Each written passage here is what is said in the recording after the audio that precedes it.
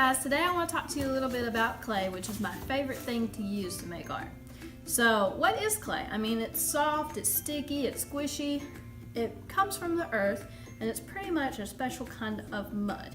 And it comes in different types. You might want to use porcelain, you might want to use stoneware or earthenware, and depending on what kind of type of clay you're using, then it might be different colors as well. So you could have a gray clay or brown, maybe red, even white. What I'm using right now is kind of a tan type of clay, and it is an earthenware. So you might use different clays to make different things, depending on what you need or what you want to make. So you could make bricks out of clay, tiles, even pottery or sculpture. There's lots of different ways you can make things out of clay. There are kind of different methods. You can make it by hand like I've just done right now. I made a pinch pot. You could make a mold and cast liquid clay into it in order to make an object. You could even use a pottery wheel to form whatever you want to create on the wheel as it spins in a circle. In all those reasons, you have different stages that the clay goes through in these processes. So what I have right here is wet clay. That's stage one. So that's the stage where you can use clay to make what you want to make, and it's very easy to form because it's full of water. As it starts to dry out, you go to stage two, which is called leather hard.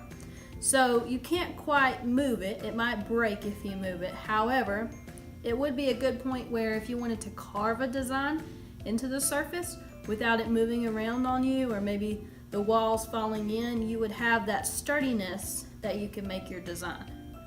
You could also trim feet on the pottery wheel or something like that if you wanted to. So that is leather hard. That is stage two in these 5 stages.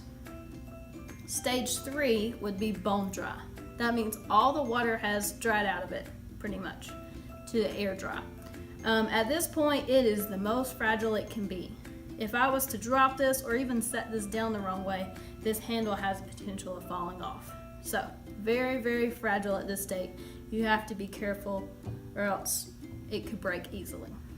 The next, what changes from here to the next one, to stage 4, is that it goes into the oven, the kiln, as we say.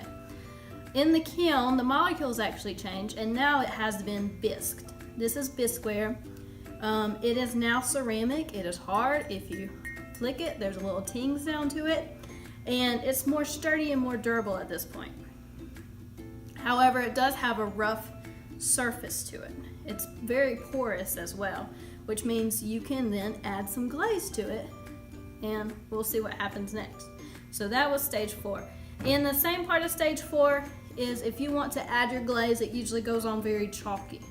So it's almost like paint. It has a glass former in there, and it attaches to the sides and to the inside wherever you want to glaze. When you then let that dry and you put it back into the kiln, fire it again around 2000 degrees depending on what you're making, then the glaze melts and it turns into like a glass coating on the outside, and it protects it. So that is the 5th stage, is when you have it all glazed and it's been baked the 2nd time. Then you can take home your pottery and it's all finished. So those are the 5 stages of pottery. Thanks, guys.